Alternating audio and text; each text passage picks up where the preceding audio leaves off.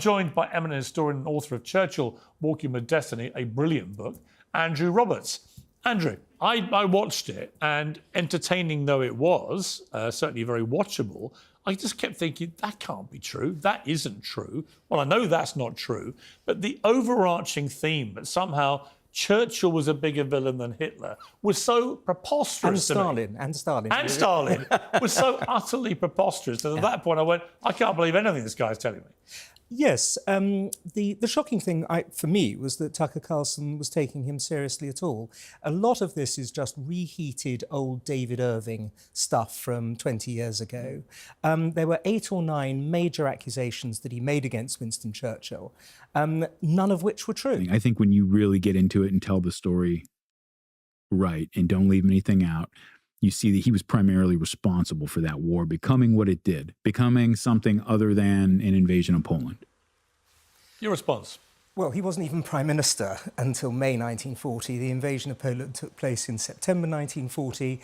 And when Hitler invaded the Low Countries and unleashed Blitzkrieg in the West, Churchill wasn't even Prime Minister until later that same day. So he can't be blamed for that. He certainly can't be blamed for Hitler's decision to attack in the West, because that was taken months beforehand with Hitler's major generals. And so that falls at the first hurdle as far So as the I'm basic concerned. premise for his claim that Churchill was somehow more villainous is It's undone ludicrous. by reality. It's ludicrous, undone actually by chronology. Adolf Hitler is firing off radio broadcasts, giving speeches, literally sending planes over to drop leaflets over London and other British cities, trying to get the message to these people that Germany does not want to fight you.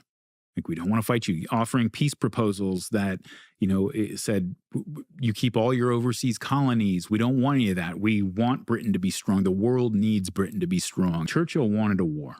He wanted to fight Germany. Churchill went out of his way to try and avoid the Second World War. He warned against Germany. He warned that you had to be strong against Adolf Hitler. But the idea that he was some warmonger is something that Goebbels said, and David Irving, and very few other serious people, apart from this Mr. Cooper figure. There's the famous Neville Chamberlain peace in our time moment, of course, before it all erupts. Is that indicative that Hitler genuinely wanted any kind of peace? Or was No. He, even at the time, he laughed behind Chamberlain's back and sneered at him and ridiculed him.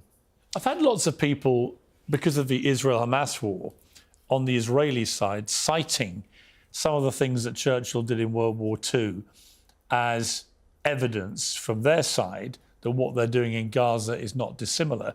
And they cite in particular what happened with Dresden, for example, where 25 to 30,000 people were effectively incinerated by a bombing campaign in 24 hours. What do you think when you hear comparisons like that? And was Dresden, as many claim, a war crime, do you think? I don't believe Dresden was a war crime, no. It was the nodal point through which, it was a great railway centre, the Germans were trying to bring forces from the West to fight in the East. It was tragic, of course, the fact that the German Gauleiter there didn't put up any air raid shelters in the previous 4 years of war. But that wasn't Churchill's fault either. What I was told about the defence for what happened in Dresden was that if there was the capability by the German military to defend itself, as it was established that there was, that is then a legitimate place to attack in a war. Is that right? Well, exactly. Of course it is. And under the laws of war, which obviously back in the Second World War slightly different than the ones today, especially as the Germans had already attacked Warsaw, Rotterdam, London, of course, by the time of Dresden as well. The whole strategic sense was different about what you could do and what you couldn't do in aerial combat. His whole plan was, we don't have a way to fight this war ourselves. This war is over. We need either the Soviet Union or the United States to do it for us, and that was the plan, and kept the war going long enough for that plan to come to fruition. And to me, it's a craven, ugly way to to fight a war. We'd won the Battle of Britain, of course, by that time. Would he preferred us not to have won the Battle of Britain? Of course we needed to stay in that war because, apart from anything else, Churchill later on knew that Hitler was going to invade Russia, which was going to alter everything. But to criticise Churchill for trying to so-called drag America into the war, it was Hitler who actually declared war against America on the 11th of December 1941, 4 days after Pearl Harbor. Had nothing to do with Churchill at all.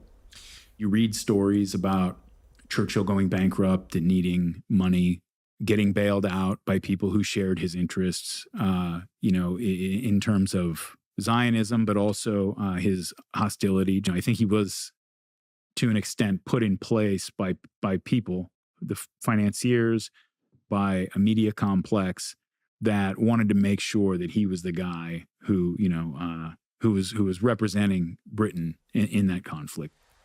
What did you make of what he said there?